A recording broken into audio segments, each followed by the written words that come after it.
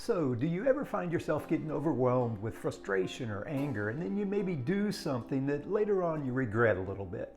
Well, today I've got a quick story that's an example of this happening, and then also I've got a 3-step process you can take to help prevent this from having you again do something that maybe you regret later. So let's check it out.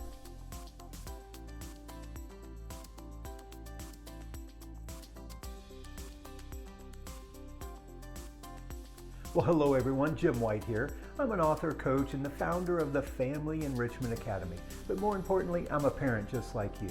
My wife and I, we've raised 6 children into and through those teenage years. Now today we're going to be talking about those times where maybe you start to feel a little overwhelmed with frustration or anger, and you do something that maybe you regret a little later. And again, I've got a story that will help illustrate this and give you some ideas for how you can prevent this from happening the next time. Before we do that though, I did want to let you know that I do have a free resource for you.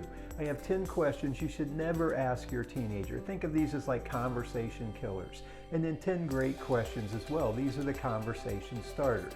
And you can get this right at our website. Just go to familyenrichmentacademy.com and you'll be able to download that free resource. So be sure to check that out. So let's dive into this story first of all. So a few days ago, I was driving home and I happened to end up right behind a car that had the label on it that said student driver, right? So this is a young 16-year-old kid just learning to drive. So as you can imagine, they were being very cautious, going very slow down this road. And what happened was, maybe a quarter mile into it, the traffic behind me began to come up as well. And this person in a truck came up right behind me.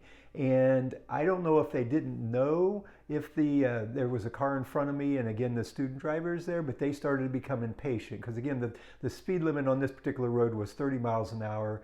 People typically go 35 or so, and we were probably creeping along at about 25 at this point. So all of a sudden, the person behind me starts laying on their horn, first of all, right? Starts honking, wanting us to speed up.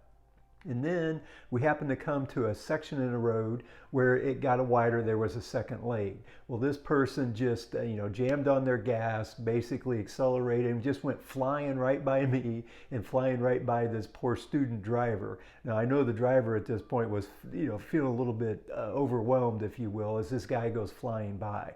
So again, this is an example of one of those situations where that anger or frustration starts to well up a little bit, and then maybe he did something as he went flying by and saw the signs that said student driver. Maybe at that point it might have been a little bit of regret. Oops, maybe I didn't fully understand or appreciate this particular situation. So that's the example I'm throwing out. And so the question is, well, what can you do about when something like this starts to happen? Well, the first part is if you start to notice yourself, and this is great for your teenager as well. This skill set is something you can share with your teenager if they're starting to feel anxious, for example, or a little bit overwhelmed. This is a process they can use as well in the moment. And so the first thing you want to do is you need to change your state. And what I mean by that is you're starting to feel this negative energy come up inside of you. And there needs to be a process to get that energy out or allow it to dissipate. Now, if you happen to be in a situation where you can do something physical activity is a great way to let it dissipate.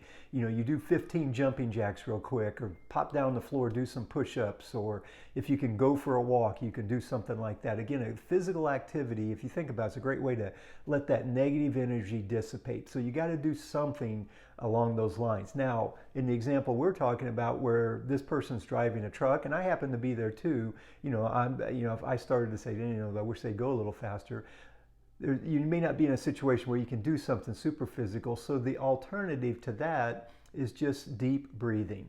Take some deep breaths, and again, as you release that breath, try to picture that negative energy just leaving your body.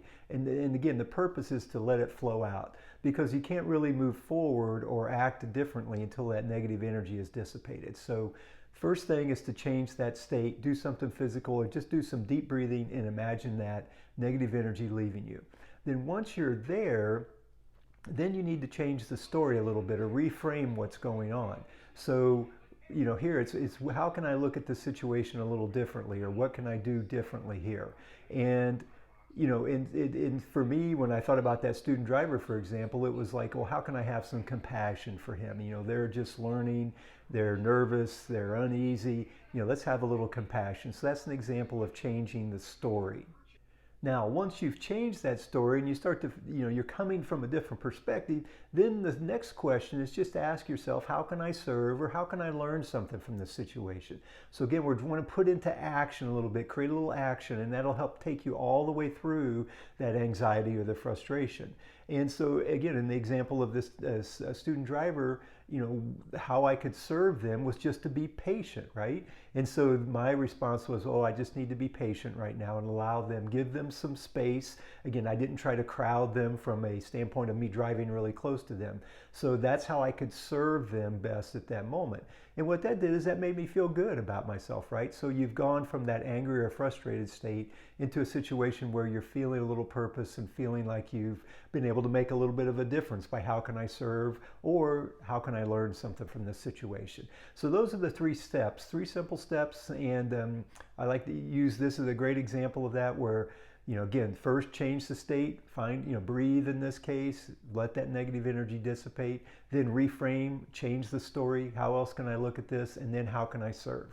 So give those a try and share those with your teenager. Give them those tools to use when they're feeling anxious or starting to feel a little overwhelmed with emotion as well. So be sure to share those also. Yeah, before we sign off, I did want to remind you about that free resource I have for you, those 10 questions you should never ask your teenager, and those 10 great questions as well. So be sure to check that out at our website, FamilyEnrichmentAcademy.com. Once again, I just truly appreciate the opportunity to serve and support you as you move along your parenting journey. And it's truly an honor to be able to do that. And I want to acknowledge you as well for you being willing to step into and the process of learning and growing. I mean, that's just going to be critical as you move through these teenage years. So congratulations to you also. Until next time, remember, a change in perspective changes everything.